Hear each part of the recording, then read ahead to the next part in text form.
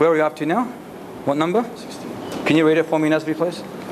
If people worship prophets or scholars or righteous people instead of Allah, do we call them Thaghut? So the question is, or the matter is, if people, listen carefully, worship the prophets or scholars or righteous people, do we label these individuals as Tauhid?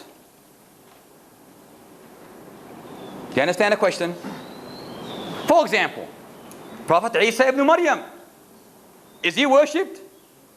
Is he worshipped? Definitely is worshipped by the majority of those that exist on the face of this existence. They worship him. Do we call Isa ibn Maryam, this great messenger who awaits his descendants, do we call him Tauhid? Why not? He is worshipped besides Allah, correct? God the Son of God, God incarnated, and so forth.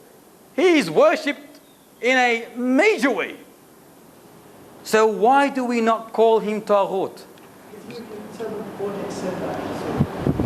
Because he did not arrogate to himself this position. Don't forget the tafsir of Ibn Jarir. Don't forget the definition. Number 2, those who are worshipped, but they are worshipped while being pleased with this worship. And definitely, Isa ibn Maryam, may the peace and blessings of Allah be upon him, as we all await his ascendance, it's not going to be in our time, Allah Ta'ala A'lam. But it should be, we never ever attribute to him the attribute of Thaghut or Tughyan. And Allah Subhanahu wa Ta'ala says in the Qur'an, in Surah Al-Ma'idah, verse 116 and 117, Al-Ma'idah 116 and 117, وَإِذْ قَالَ اللَّهُ يَا عِيسَى أَأَنْتَ قُلْتَ لِلنَّاسِ اتَّخِذُونِي وَأُمِّيَ إِلَهَيْنِ مِن دُونِ اللَّهِ. Allah Ta'ala will say on the day of resurrection, Ya Isa, son of Mary, did you say to the people to take you and your mother as two gods besides Allah? It's in the Quran. What did Isa say?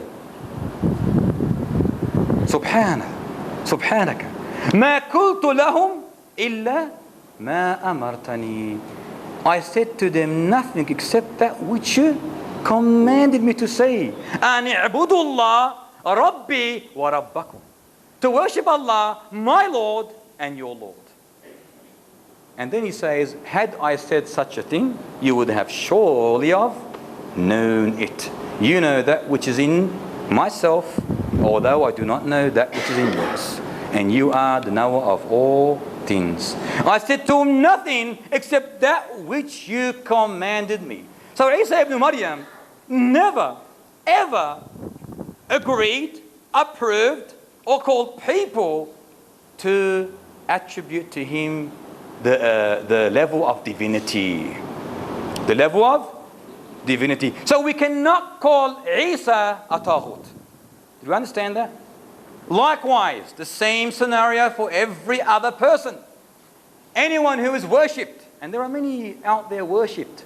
You got, for example, the grave worshippers. When they go to the graves, Ali, what do? In Pakistan, in India, in Afghanistan. Prostrate to whom? To whom? Under the ground. To the dweller or the inhabitant of the grave. And why do they prostrate to him for?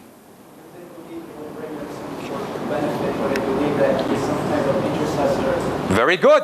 They prostrate or circumambulate or circulate the so-called awliya of the graves. They seek or besiege their blessings. They have made these people worshipped idols besides Allah Ta'ala. So do we call that person in the grave a Thaghut? Even though he's worshipped? When do we call that person a Thaghut?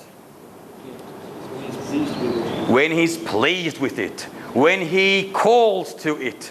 When he says, I know something of the unseen. When he rules by other than Allah's law, he becomes a Thaghut. So do you understand that? Is this clear? You sure it's clear? Any problems there? No confusion?